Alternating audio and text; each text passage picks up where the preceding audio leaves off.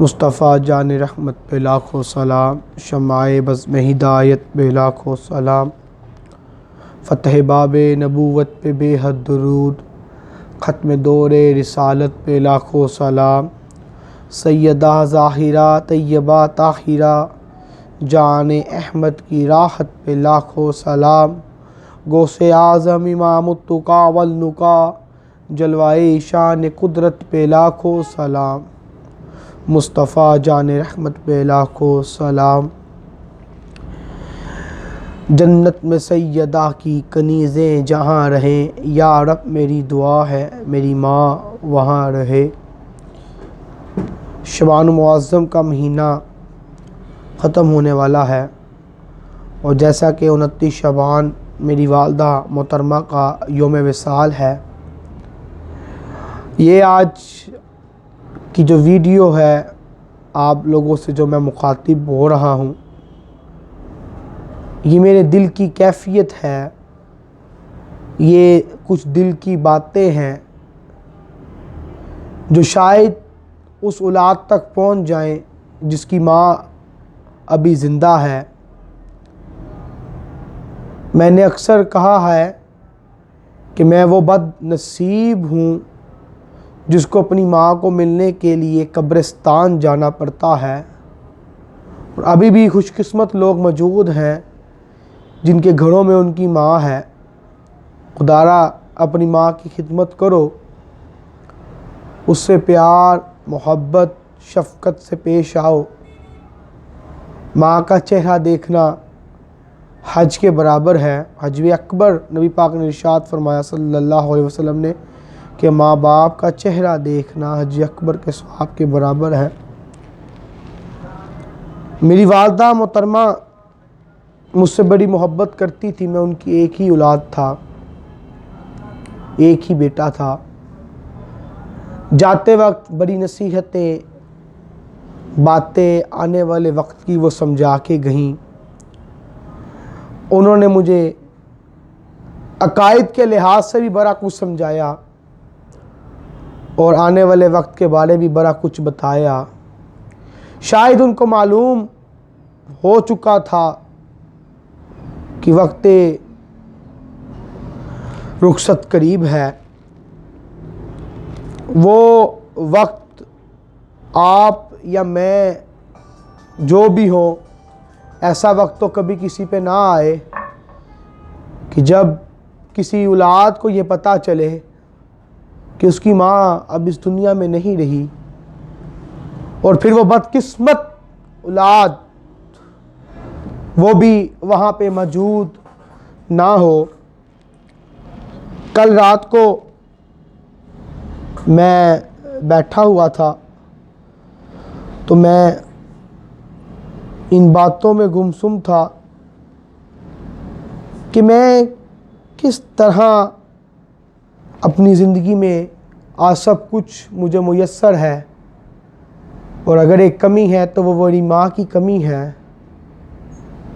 और फिर मुझे उसी वक्त एक वो माँ का ख्याल आया जिसको उसके बेटे ने जायदाद के तनाज़े पे घर से बाहर निकाल दिया बीवी के कहने पर, और माँ ने कहा मुझे मेरा हिस्सा दे, मैंने मस्जिद बनानी है। तो कहने लगा जब तुम मरेगी तो मैं मस्जिद भी बना दूंगा। ये सब कुछ दीन से दूरी की वजह से है।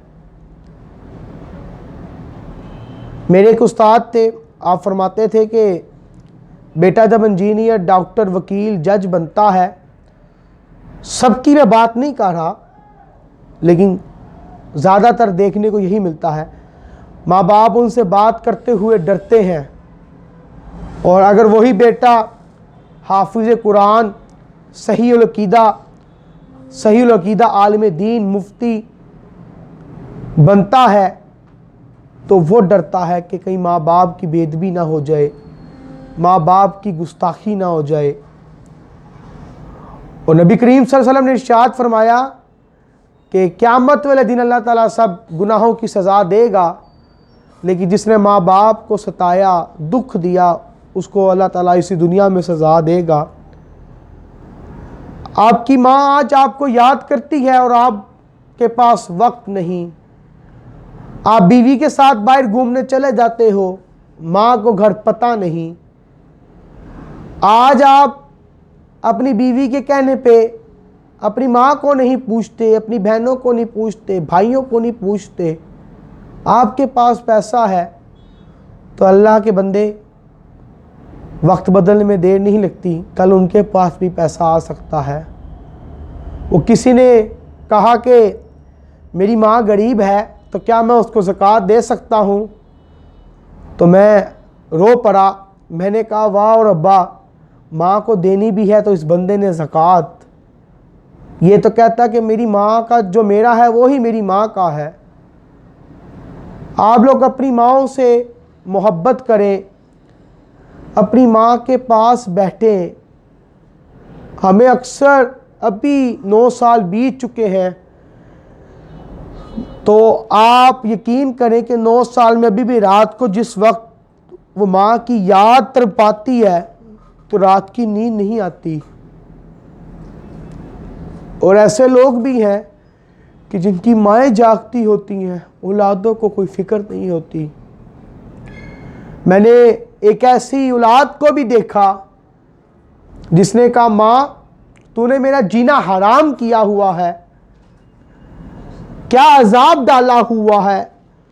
और आज अगर मैं उस औलाद का हाल देखूं तो मुझे कहने पे मजबूर होता हूँ, मैं कहने पे मजबूर हो जाता हूँ कि ये अल्फाज की जो तलखी थी उस वक्त में, वो आज उसके आगे है। यार आप एक माँ, 9 माँ आपको अपने पेट में रख के तकलीफ बर्दाश्त करती है, रातों को जागती है।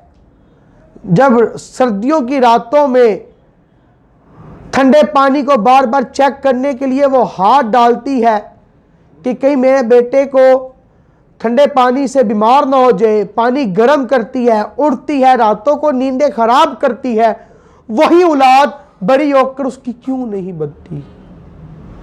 क्योंकि उस घर में दीनदारी नहीं आती, उस घर में दीनी बात नहीं होती। उस घर में माँ आजकल की मॉडर्न लिपस्टिक्स वाली होती हैं, जिन्होंने आया रखी होती हैं। जो तो अपने बच्चों, पहले दौरों में माँ चूड़ियाँ बना बना के बच्चों को खिलाती थी, आप तो आर्टिफिशियल दौर है, पिज़्ज़ा मंगवा दो तो बर्गर मंगवा दो तो शवारमा मंगवा दो। अपने आप को बदलें। मैं कहूँगा कि आज के दौर में औलाद के साथ साथ माँ का बदलना भी बनता है। और यही माँ अगर अपनी माँ को प्यार नहीं करेगी तो औलाद देखकर भी उसको प्यार नहीं करेगी।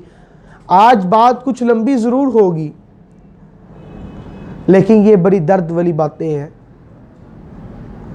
मैं बार बार कहता हूं कि मैं वो बदनसीब शख्स हूं जिसको अपनी माँ को मिलने के लिए कब्रिस्तान जाना पड़ता है, दुआएं मांगनी पड़ती हैं कि एक दफ़ा ख्वाब में आके या अल्लाह मेरी माँ चेहरा दिखा दे।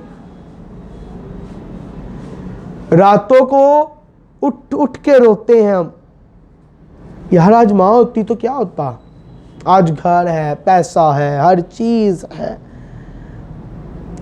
दौलत का अंबार मगर तेरी कमी है सहरी और इफ्तार मगर तेरी कमी है। तू सामने होती तो कलम झूम के लिखता 2 अशआर मगर तेरी कमी है। मैंने ऐसे ही कुछ बातें अपनी माँ के लिए लिखी। जब तू छोड़ के चली गई मुझे इस दुनिया में माँ, हर एक औरत ने कहा मैं हूँ तेरी माँ। कुछ अरसा बदलने की देर थी माँ, सब ने कहा तू कहाँ मैं कहाँ माँ। जब तू पास थी माँ हर चीज़ की कमी थी फिर भी सुकून था। आज हर चीज़ है पर तेरी कमी है माँ। हर रोज़ वो 14 जून याद आती है माँ, जब सारी रात हमने बात की थी माँ। उस रात तेरा हर बात की नसीहत करना, आने वाले वक्त की खबर देना, दुनिया की हकीकत को बयां करना और फिर इस तरह समझाना, मैं नहीं रहूँगी तू संभल जाना। माँ याद है मुझको वो तेरा सब बताना, 16 जून को वो तेरा आँख से इशारा करना, मुझे खुद से दूर करना, मेरे जाने के बाद तेरा खुद चले जाना। याद है माँ मुझे तेरा बिछड़ जाना।